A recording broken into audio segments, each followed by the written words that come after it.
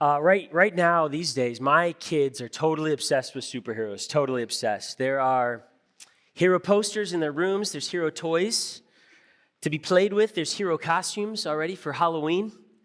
In fact, I'm pretty sure that my 3-year-old has actually started channeling the Hulk in his daily life. It was probably a really bad idea to get these for him, by the way. He's already tried to smite me now multiple times with these. So that's we really probably actually should get some counseling for that because could be a problem. But it's not just kids that are obsessed with superheroes, right? I saw that headline this summer that $2 billion were spent at the box office this summer. $2 billion America spent on movies, half of which went to Disney alone. $1 billion. Disney, of course, is the whiz of mass-produced imaginary heroes, from Aladdin to Simba to, what's his name? Captain America, right? They're the whiz, right? That's just crazy. We as a people are always on the lookout for heroes. People who can save us from the threats that we perceive are the greatest. It could be a man or a woman who's going to save us from loneliness. It could be a politician who's going to save us from our fears. It could be an employer who's going to save us from going broke. We have all sorts of heroes that we're longing for, don't we? Well, today's psalm, which we'll get into in Psalm 132, is about Israel's hero and about our hero. We'll get into that. This summer, we've been studying the Songs of Ascent. The Songs of Ascent are a playlist of sorts of 15 psalms or songs that the people of Israel would sing during this thrice annual road trip they would take to Jerusalem every single year for a pilgrimage to worship God in the Jerusalem temple. That was the end goal. The journey to Jerusalem, it was uphill, it was very difficult, it was very dangerous, and the journey itself became this metaphor for living life in this broken world, a world that's also difficult and dangerous. So this playlist contains psalms and songs for every season of life, whether good or bad, songs. And so we've studied these this summer. We've only got 2 more weeks in the Songs of Ascent, by the way. Next week will be our last week, and then we're going to jump into James's New Testament letter to the church in September. So I'm looking forward to that. But we've studied this summer songs of trust for times of fear, songs of lament for times of heartbreak, songs of praise for times of joy. We've seen songs about wisdom, everyday wisdom, family wisdom, spiritual family, physical family, songs of repentance. We've studied those this summer. Well, today we'll finally get to look at the psalm. I've been looking forward to this one that anticipates Jesus, the hero of God's people today. The goal of the pilgrimage, as I mentioned, to the Jerusalem temple was an encounter with God, with the living God of the universe, the one who created all things and redeems his people. At the temple, that's where God's love and truth would break into reality. I got a little definition I wanted to throw up really quick, because this will be important to understand Psalm 132. The temple, or God's house, as it were, that's how the ancient Israelites conceived it. The temple was God's house, even though they understood God really couldn't be contained by a building. It was a symbol of his presence, his dwelling among his people. The temple was physical space for Israel to come and worship God, and for God to then shape Israel.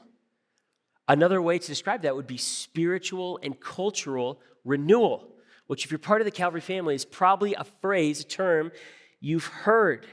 At Calvary, in fact, we say that our vision as a church is to become an indispensable asset in the spiritual and cultural renewal of the Muskegon area, or a church for the community. Can you guys read that with me? If you're part of the Calvary family especially, read this with me. This is our vision statement, all right? This is what we're hoping God does with us.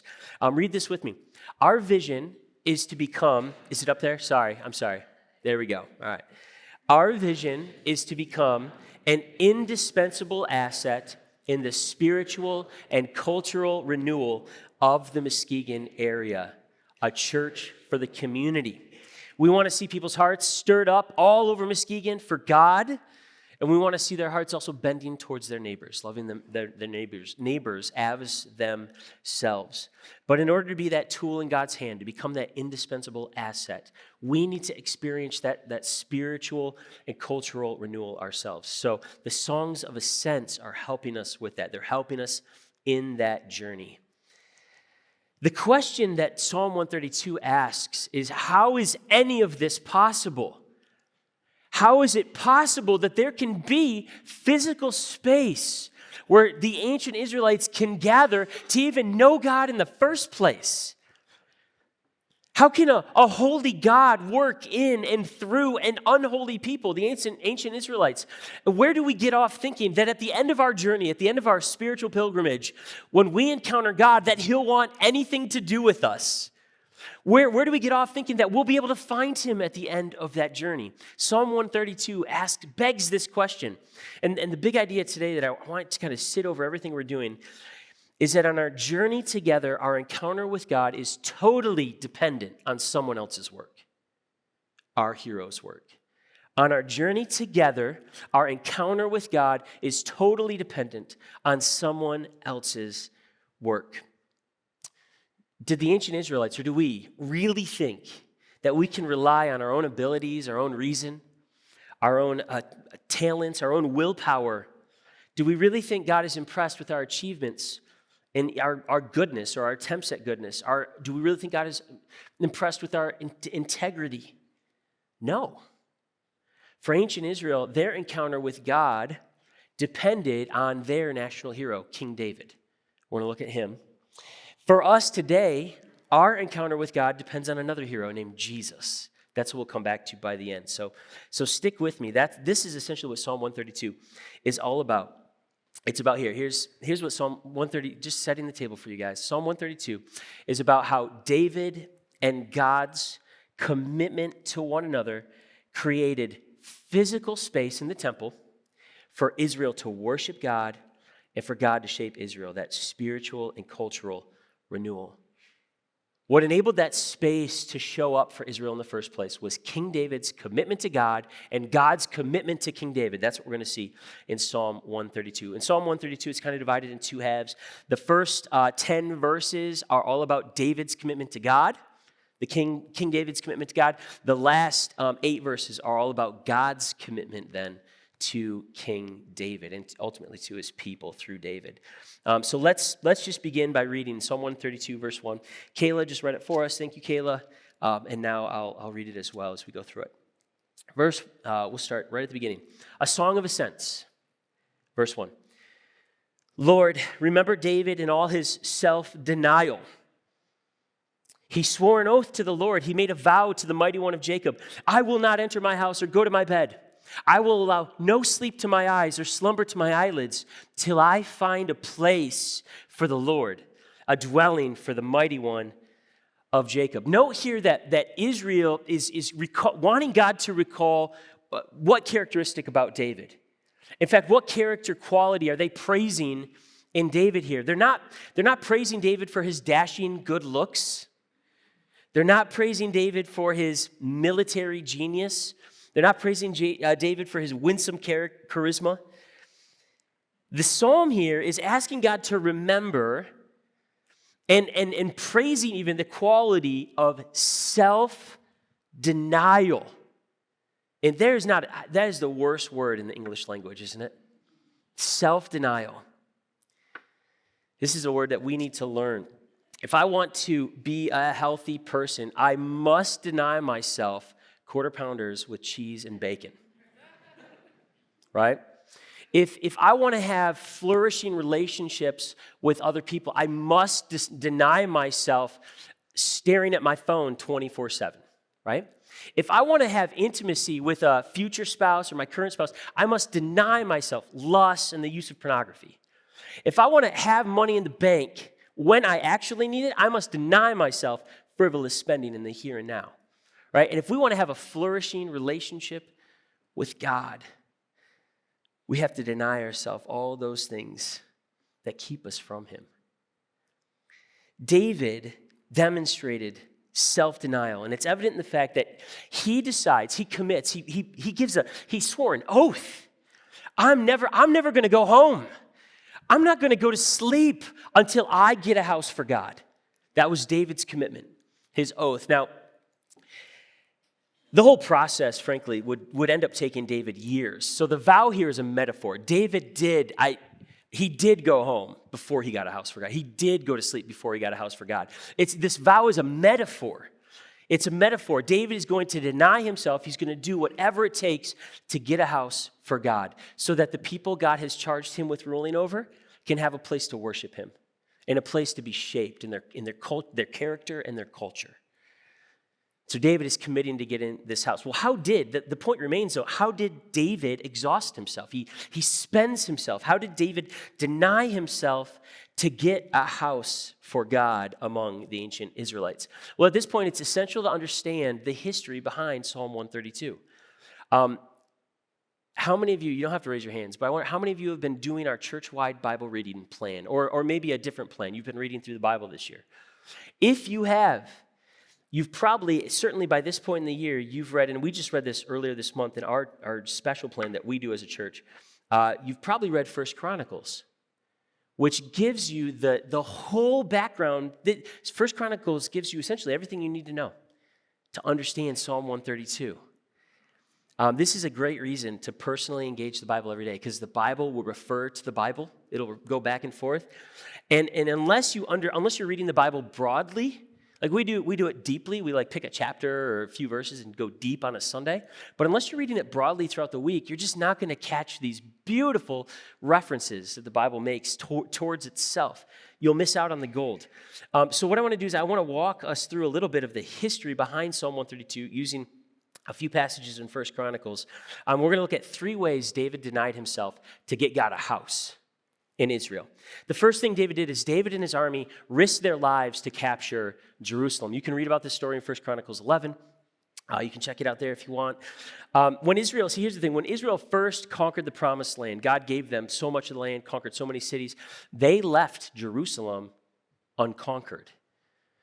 In fact, it went unconquered until the days of King David. One of the first things, actually, that King David did when he was finally crowned king is David went up against and attempted to capture Jerusalem. Jerusalem was a really important city and site for the ancient Israelites. According to Genesis 22 and 2 Chronicles 3, Jerusalem was Mount Moriah. It's the mountain upon which God had commanded Abraham to sacrifice his only son, Isaac.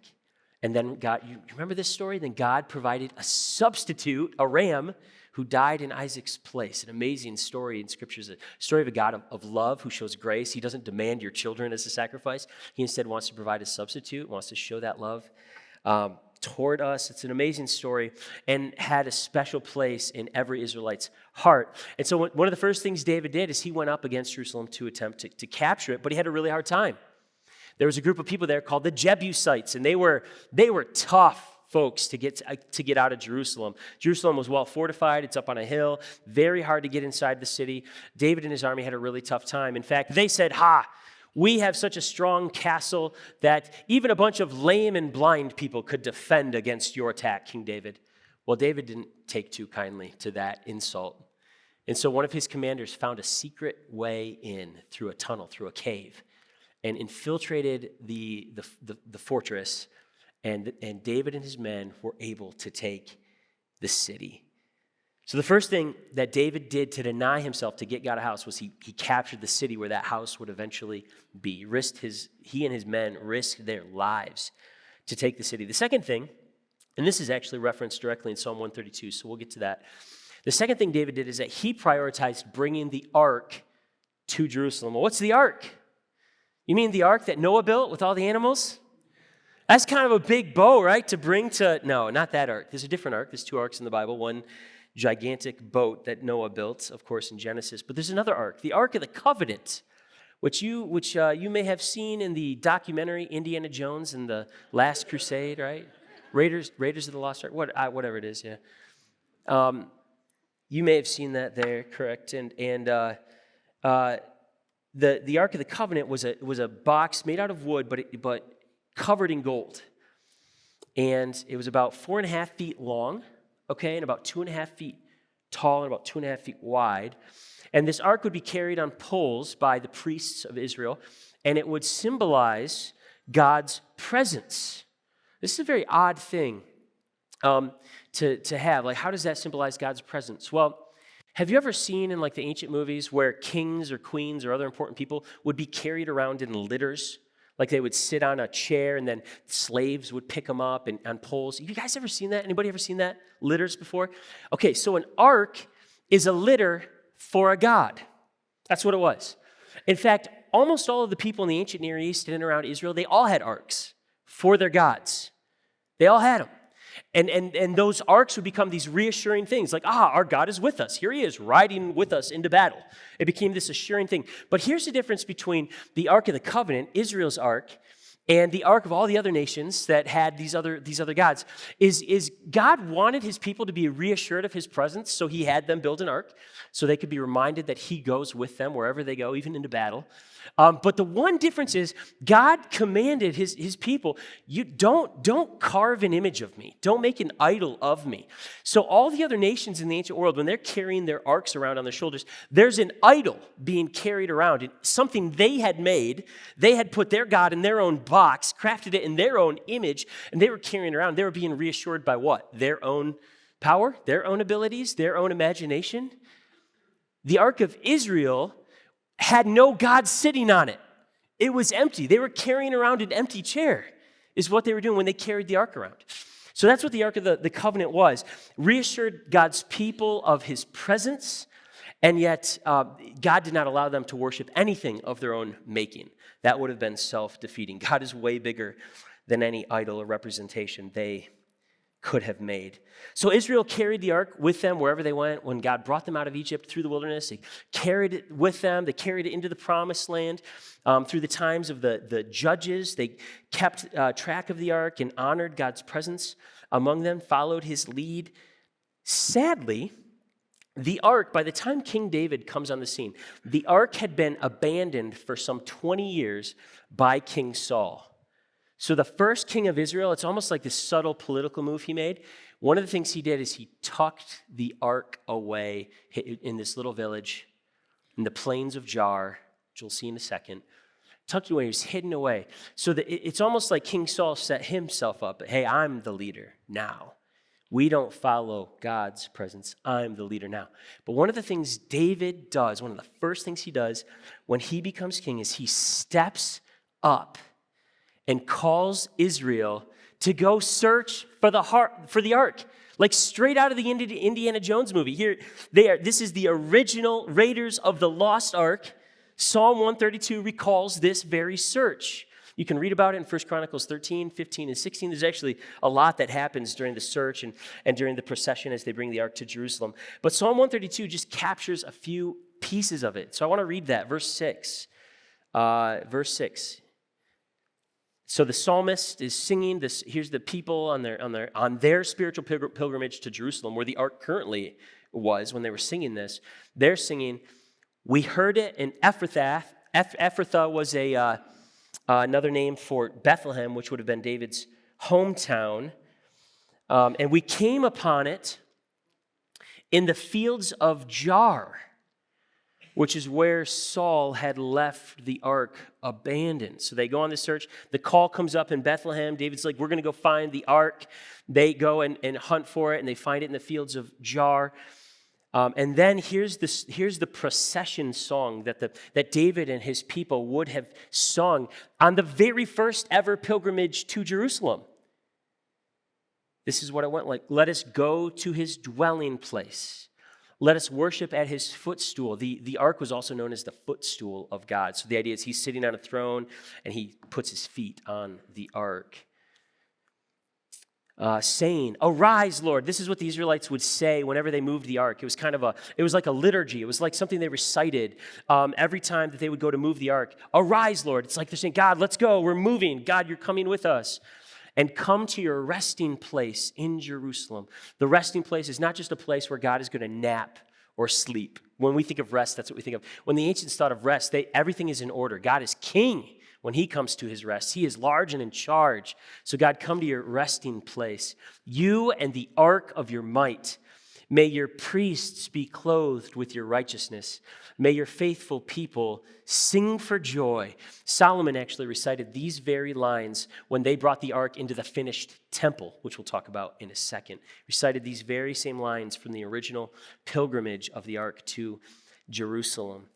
And then verse 10, here's the kind of closing prayer. In verse 1, remember the psalmist had asked God, Yahweh, Lord, remember David and all his self-denial. And then again at the end, he says, for the sake of your servant David, do not reject your anointed one. In English, in Hebrew, anointed one was Messiah. In Greek, it's Christ. Do not reject your anointed one. So here's, the it, as we just saw of verse 6 there, is the Ark of the Covenant. That search began in Ephrathah, ended in Jar, and they carried it to Jerusalem. Here we have the psalm then is recounting a pilgrim scene in the middle of the pilgrim songs. You see that? This is the first pilgrimage. It almost acts as a inspiration for the rest of the pilgrimages to Jerusalem. And then here's the third thing. Back to what did David do? How did he deny himself? We got to touch on this really quick. How did David deny himself to get God a house? Number 3, David financed the construction of the temple. In 1 Chronicles 21, 22, you can check that out. David bought the site of the future temple in Jerusalem. He paid for it out of his own funds. He also took great pains, the text says in 1 Chronicles 22, 14, to gather tons of gold and silver and bronze and iron and wood and stone that ultimately would be used to build the temple. The great pains David used is the same root word as self-denial. David brought pain on himself to get God a house. He invested his own resources into it. More than that, David hired contractors, construction workers, artists, and commissioned all the people of Israel. Hey, one day this temple's going to get built and you all are going to help. David went all in on the temple. It's like this was the most important thing David could have done in his ministry, was to build this temple for God among God's people. Eventually, David's son Solomon would build the temple, and it would be one of the most amazing buildings in the world. And Israel would have this majestic place to worship God, to be shaped by God, and to invite the nations to join them in that. I mean, that was the vision. That was the heart behind the temple. Well, wrapping up here, we can see clearly David's commitment to God here. Let me just review our big idea. David and God's commitment to one another created the physical space for Israel to worship God and for God to shape Israel, also known as spiritual and cultural renewal. The first half, then, as we've seen, demonstrates David's commitment to God. And here we'll turn to the second half of the psalm now and look at God's commitment to David to build this space. Verse 11. So David had sworn an oath in verse 2. Now the Lord swears an oath. The Lord swore an oath to David, a sure oath he will not revoke. And here's the Lord's oath to David. One of your own descendants I will place on your throne. If your sons keep my covenant and the statutes I teach them, then their sons will sit on your throne forever and ever. In 1 Chronicles 17, right after David and Israel bring the ark into Jerusalem, David immediately asks, now that the ark has arrived, David asks, God, can I build you a house? David asks to be able to build a temple to God. God refused David's offer. God refuses it.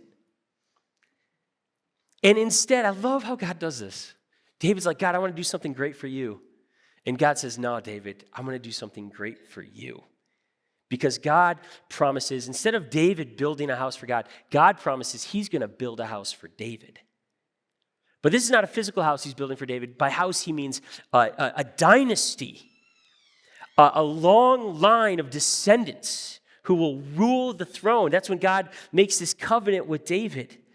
You can see the heart of it in verses 11 and 12. God promised a human being that he would always put one of that human's descendants on the throne, and they would be able to keep the throne as long as they obeyed God's covenant, as long as they obeyed God.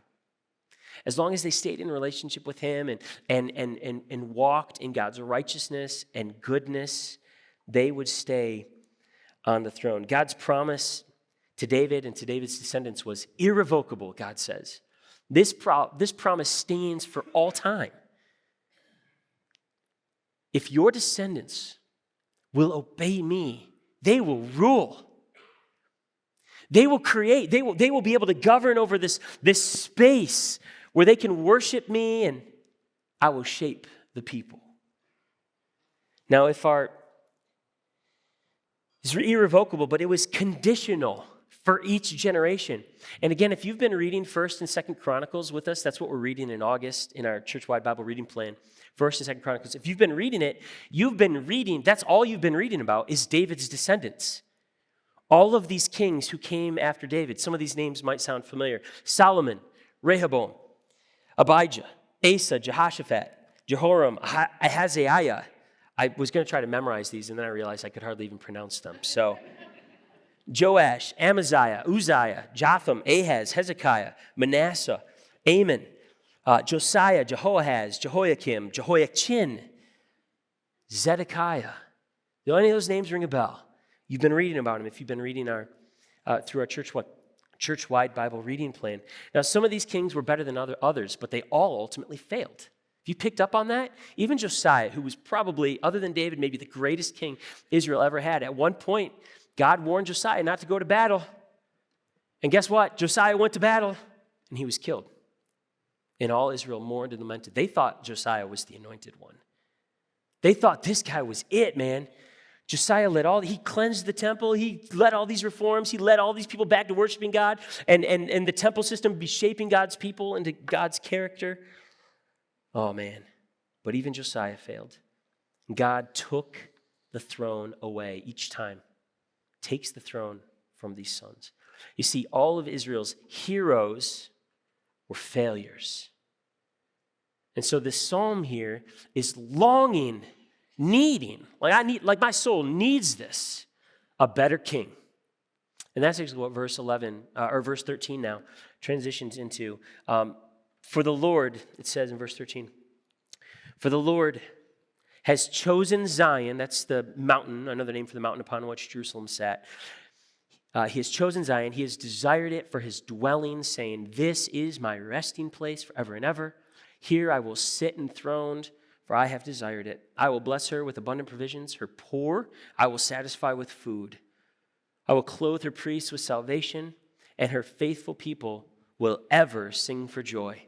Here I will make a horn grow for David and set up a lamp for my anointed one, my Messiah, my Christ. I will clothe his enemies with shame, but his head will be adorned with a radiant crown. So this psalm here closes by celebrating God's promise to David, but at the same time by longing for a better king to come and create better space for God's people to worship him and for God to shape Israel. This hero would be the anointed one, specially chosen by God. That's what anointed one means, specially chosen by God and qualified to finish essentially what David started. Remember how David and God's commitment to one another created that physical space for Israel to worship God, for God to shape his people? Well, David's line had failed until Jesus came.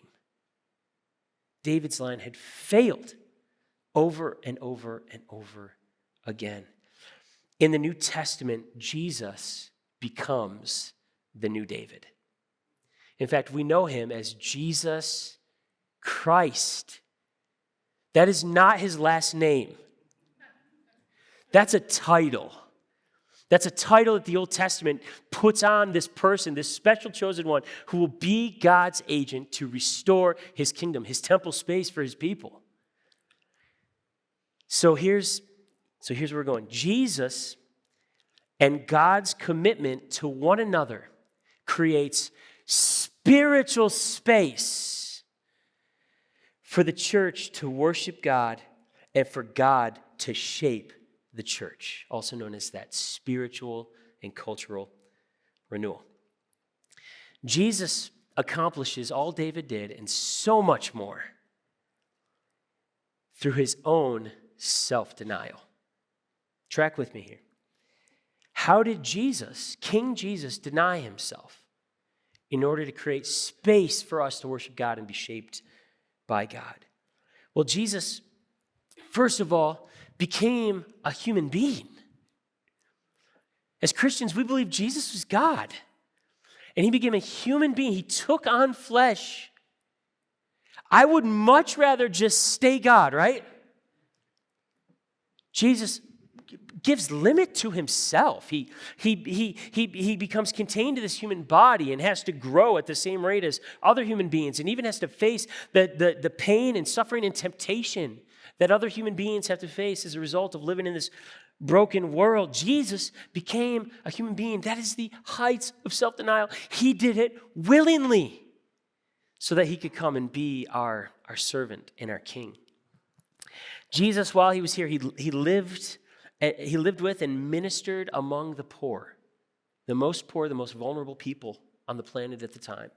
Denies himself. So certainly, if God is going to become a human being, I mean, you know where God is going to end up, right? He's going to end up in what? Rome, in the palace of Caesar, right? Maybe he'll even be Caesar himself. Nope. Jesus grew up as a peasant, ministered among peasants, the poor, the sick, the lame. Self-denial. Jesus, throughout the entire course of his life, he's expending his power. He's spending himself on others, healing, teaching. Jesus just lives life like on the edge. I mean, it's sustainable. He connects with God in prayer. He finds refreshment through sleep and through food and things like that. But he's just always spending himself for the good of others. And that, of course, culminates to his death on a cross for the glory of God and for the forgiveness of our sins. Jesus does something, of course, King David could never do, die in our place to establish that spiritual space by removing sin, expelling sin, cleansing it away so that it can be forgiven, so that we can be God's people, so that we have a space now to worship God, to approach God. And so that there's now space for God's Spirit to work in us, to shape us. And because Jesus did all this, so that's Jesus' commitment to God, right? But here's God's commitment to Jesus. So because Jesus poured himself all the way to death on the cross, God raised him from the dead. God brought him back. God made him the King of Kings. That's his anointed one. This is his chosen agent. God raised Jesus, exalted him, so that he can now rule over his spiritual temple, which is the church. That's you and me. Guys, the spiritual space that Jesus and God's commitment to one another buys for us, purchases for us, that's right here, right now. In our relationships, in this space. Not the building, of course, but the relationships and the word that we use to instruct one another. The love we show one another. That's God working in and among us and through us. The church is the spiritual space where God comes to earth. And we owe all this to Jesus. So what? So what? Why does this matter? Like, what am I supposed to do with this today? Why is this important for today?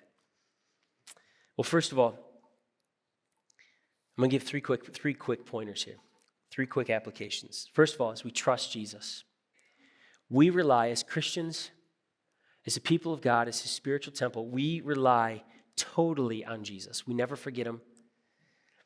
God doesn't forget Jesus. We never forget Jesus. We always remember what he did. Jesus is our hero forever. We have no hope or comfort or joy in life or death without Jesus and his life and death and resurrection. It's all about him. It's number 1, trust Jesus. Number 2, it's be happy. Did you pick up in verses 9 and 16? Did you pick up what happens when that space for worship and for shaping is created? Did you see what happens? What are the people doing? The people sing for joy. Having Jesus as our hero then, that knowing the one who is full of infinite grace and truth and hope gives us this inexhaustible source of joy.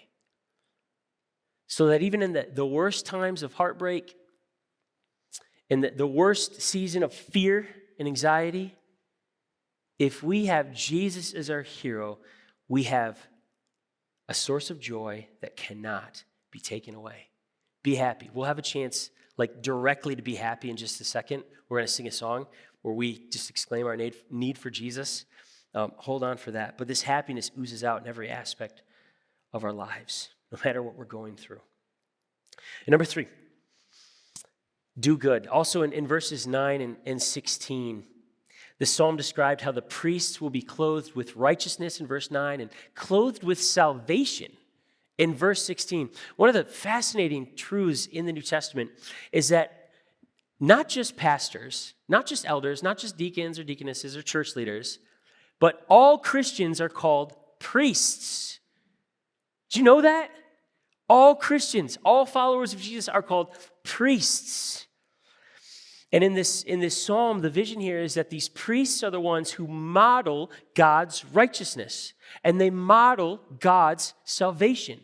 Their character has been so shaped by their worship of God and the teaching of the law that you can look at a priest and say, hey, that's a little bit of what God looks like. The same is true for Christians, all Christians. Anybody who claims to follow Jesus ought to be looking more and more like God. And so those of us who live and serve in the spiritual space that Jesus has created for us, we have a calling to do what is right, always for the glory of God and the good of others. We lay our lives down. We put other people ahead of us, whether it's as neighbors or as coworkers, as parents or as spouses, as grandparents, as students, as church members, as citizens. We lay ourselves down in cross-shaped service to our cross-shaped hero. In Mark 8:34, Jesus says, "Whoever wants to be my disciple must deny themselves and take up their cross and follow me." Remember Jesus and all his self-denial.